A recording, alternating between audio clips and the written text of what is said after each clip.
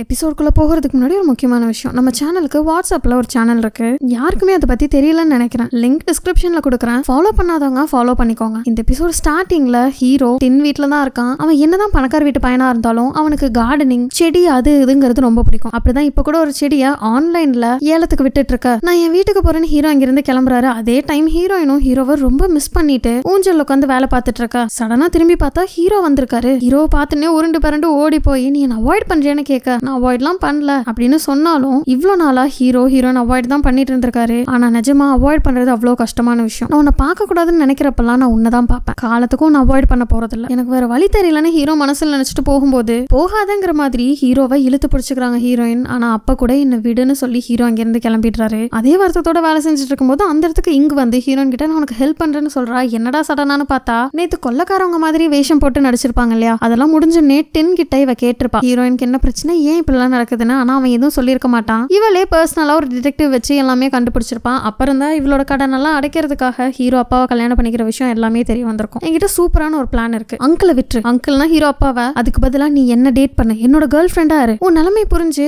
அவரே உன்னை விட்டுருவாரு. அதுக்கப்புறம் என்னோட ஃப்ரெண்ட் கம்பெனில நீ வேலைக்கு சேர்ந்து அவருக்கு கொடுக்க வேண்டிய கடன் எல்லாம் அடைச்சிரு. இப்படி பண்றது மூலியமா உனக்கு பிடிக்காத ஒரு ஆளை கல்யாணம் பண்ணணும்னு அவசியம் இல்லைன்னு ஒரு நல்ல ஐடியாவை கொடுக்க. நல்ல ஐடியாவா தான் இருக்கு. ஹீரோயின் இதையாவது ஃபாலோ பண்ணலாம். ஆனா அதெல்லாம் கேட்ட ஹீரோயின் ஐடியா நல்லா இருக்கு, ஆனா சடனா எனக்கு ஹெல்ப் பண்ணணும்னு ஏன் நினைக்கிறேன்னு கேட்டா உன்னோட கதையை கேட்ட மேல எனக்குள்ள ஒரு ஃபயர் வந்துருச்சு, அதுதான் என்ன உனக்கு ஹெல்ப் பண்ண வைக்குதுன்னு சொல்றா. ஹீரோயின் வேண்டான்னு சொன்னாலும் விடலையே. இப்ப வேண்டானாலும் ஃபியூச்சர்ல உனக்கு இந்த ஐடியா ஓகேன்னு தோணுச்சுன்னா எனக்கு ஃபோன் பண்ணுன்னு அவளே ஹீரோயின் ஃபோன் எடுத்து ஹீரோயின் ஃபேஸை வச்சு அன்லாக் பண்ணி ஃபோன் நம்பரும் போட்டு கொடுத்துட. அந்த இடத்துக்கு கரெக்டா டின் சாப்பாடுலாம் வாங்கிட்டு வந்திருக்கான். சாப்பாடெல்லாம் டின்னா தான் ஹீரோயினுக்கு பசிக்குமேனு வாங்கிட்டு வந்திருக்கான். ஆனா இங்க பாத்துன்னே இந்த சாப்பாடுலாம் இங்க தான் வாங்கிட்டு வர சொன்னான். உனக்கு பசிக்கும்னு அவ தான் சொல்லியிருக்கா, உன் மேல அவளுக்கு ரொம்ப பாசம் போலையே அப்படின்னு சொல்ல ஹீரோயினும் ரொம்ப தேங்க்ஸ்ன்னு சொல்லி சாப்பிடுவாங்கன்ட்டு அந்த சாப்பாடு வாங்கிட்டு போயிடுறா. ஆனா இவன் போய் சொல்லியிருக்கான்னு எங்களுக்கும் தெரியும். எதுக்காக இப்படி பண்ணன்னு கேட்கவும் நீ எதுக்காகவோ ஹீரோயின் கூட நெருக்கமாகணும்னு நினைச்சிட்டு இருக்க, உனக்கு ஹெல்ப் பண்ணலாமேன்னு தோணுச்சு, ஏன்னா உனக்கு நார்மலா மனுஷன் கூட பேசவே தெரியாதே அப்படின்னு நக்கல் அடிக்க இவளும் அவனை நக்கல் அடிக்கிற விதமா எனக்கு ஹீரோயின் ரொம்பவே பிடிச்சிருக்கு ரொமான்டிக்கா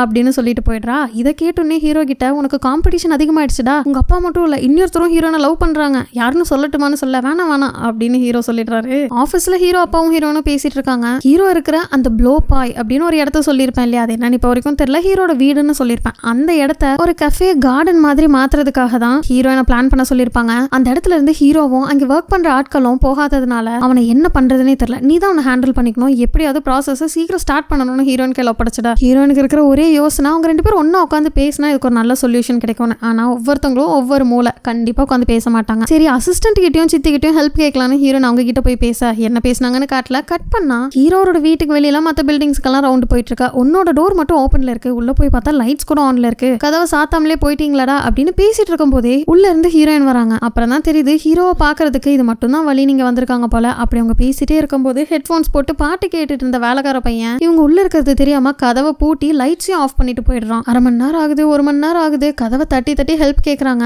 பக்கத்துல தானே வேலை பாக்குறவங்களோட ஷெட் இருக்கு, நம்ம இவ்ளோ கத்தியமா உங்களுக்கு கேட்கல அப்படின்னு கேட்கவும் இன்னைக்குதான் உங்களுக்கு சம்பள நாள், எல்லாரும் குடிச்சு செம்ம மட்டையாயிருப்பாங்க, நம்ம எவ்வளவு கத்தனாலும் கேட்காது அப்படின்னு ஹீரோ ரூம்குள்ள இருக்கிற கேண்டில்ஸ் எல்லாம் பத்த வைக்க அங்கேதான் ஹீரோட ஃபேமிலி போட்டோஸ் எல்லாம் இருக்கு. ஹீரோயின் அதை பாத்துட்டு இருக்க. அதை புடுங்கி வச்சுட்டு இந்த கோட்டை தாண்டி நீயும் வரக்கூடாது நானும் வரமாட்டேன்னு ஹீரோயின் உட்கார வச்சுடா. அப்புறம் தான் அந்த இடத்த காலி பண்றதை பத்தி ஹீரோயின் பேச ஆரம்பிக்கிறாங்க. எனக்கு என்னமோ நீயும் உங்க அப்பா கிட்ட வந்து பேசினா எல்லாம் சரியாயிடும்னு தோணுதுன்னு சொல்ல, நான் ஒரு டைம் கூட பேசியிருக்க மாட்டேன்னு நினைக்கிறியா, என்னோட பேச்சு அவர் கேட்டாதானே அப்படின்னு பேசிட்டு இருக்கும்போது ஹீரோ மேல பெரிய ஸ்பைடரா ஊறுது. அவர் பயத்துல கத்த ஹீரோயின் தான் அதை கையில எடுக்கிறாங்க. அதுவும் எங்க இருக்கு பாருங்க. அதை எடுத்துட்டு போய் பத்திரமா தள்ளி விட்டுட. ஹீரோக்கு ஸ்பைடர்ஸ்னா பயம்னு தெரிஞ்சுக்கிறாங்க. கொஞ்ச நேரத்திலே ஹீரோனுக்கு பயங்கரமா தூக்கம் வருது. கட் பண்ண அடுத்த நாள் காலையில கதவை திறந்து பார்த்தா ஹீரோனும் கட்டி பிடிச்சு தொங்கிட்டு இருக்காங்க. ஹீரோயின் என்னடானா ஹீரோ தான் லைனை தாண்டி வந்ததா சொல்றாங்க, ஹீரோ என்னடானா ஹீரோயின் தான் லைனை தாண்டி வந்ததா சொல்றாங்க. ரெண்டு பேரும் அடிச்சு பிடிச்சு அங்கிருந்து கிளம்பி போக ஹீரோயின் யார் கண்ணிலையும் பற்றக்கூடாதுன்னு அங்கிருந்து போகும்போது கரெக்டா சித்தி, அசிஸ்டன்ட், அப்பான்னு எல்லாருமே பாத்துடுறாங்க. அப்பா என்னடானா ஒர்க் பண்ணிட்டு இருக்கும் போது நீ அப்படியே தூங்கிட்டியா, சரி குளிச்சுட்டு வா சாப்பிடலான்னு சொல்லிட்டு போயிட. அசிஸ்டன்ட்டுக்கு மட்டும் ஏதோ சரியில்லையான்னு தோணுது. இன்னொரு பக்கம் ஹீரோ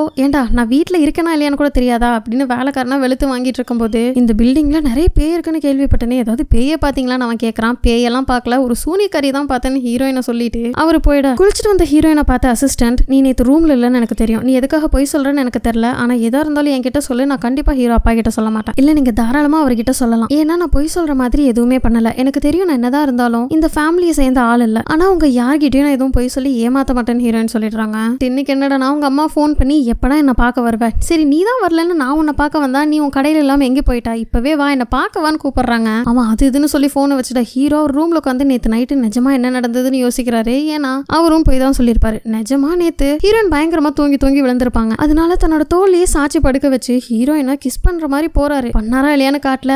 ஏன்டா இப்படி பண்ணனே அவரே திட்டிட்டு இருக்கா. ஹீரோயினும் நேத்து என்ன நடந்திருக்கும்னு யோசிக்கிறாங்க. ஹீரோயினோட பாயிண்ட் ஆஃப் வியூல ஹீரோ கிஸ் பண்ற மாதிரி போயிருப்பாரு இல்லையா, ஆனா பண்ணிருக்க மாட்டாரு. அதுக்கப்புறம் ஹீரோயினை பக்கத்துல இருக்கிற பெஞ்ச்ல படுக்க வைக்கலான்னு படுக்க வைக்கிறாங்க. ஆனா இப்ப ஹீரோயின் முழிச்சிட்டு தான் இருக்காங்க. ஒருவேளை நான் தூங்கலன்னு அவனுக்கு தெரிஞ்சிருக்குமோ அப்படின்னு ஹீரோயின் யோசிச்சுட்டு இருக்கா. இல்ல இதுக்கு மேல நானும் அவ்வளோ ஒரே பில்டிங்ல இருந்தா சரிப்பட்டு வராதுன்னு ஹீரோயினை பார்க்க ஹீரோ போனா அந்த இடத்துக்கு டின் வந்து தடுக்கிறான். ஹீரோயினுக்கு சப்போர்ட்டா இங்க வந்து இழுக்க ஆளுக்கு ஒரு பக்கம் இழுத்துட்டு இருக்காங்க. ஒரு வழியா டின் ஹீரோயினை பிரிச்சு கூப்பிட்டு போயிடுறான். அப்பதான் இங்க என் கூட பழகிறதுக்கு ஒரு காரணம் இருக்கு. ஹீரோ அப்பா கொடுத்த அவர் ஒய்ஃபோட செயினை என்கிட்ட இருந்து வாங்க பாக்குறான். அதுதான் எனக்கு தெரிஞ்ச அந்த காரணமா இருக்கும்னு சொல்ல அவங்க அப்படி பேசிட்டு இருக்க அந்த டைம்ல காம்படிஷன் அதிகமாயிடுச்சுன்னு இவளை வச்சுதான் டின் சொல்லியிருப்பானோ அப்படின்னு இவளையே பார்த்துட்டு இருக்கா. ஒரு பிளாஷ்பேக். சின்ன வயசுல இருந்தே இவங்க ஃப்ரெண்ட்ஸ் தான். ஒருத்தருக்கு ஒருத்தர் சுத்தமா ஆகாது. அது இதுன்னு பண்ணி நோண்டிட்டே தான் இருப்பாங்க. மறுபடியும் பிரசன்ட்ல இங்க லஞ்ச் சாப்பிட கூப்பிட்டுருப்பா. ஆனா ஹீரோயின் கண்டிப்பா என்னால வர முடியாது, ஹீரோ கூட பேச வேண்டியது இருக்குன்னு அவளை அனுப்பிச்சு விட்டுடா. ரெண்டு பேரும் தனியா போய் பேசுறாங்க.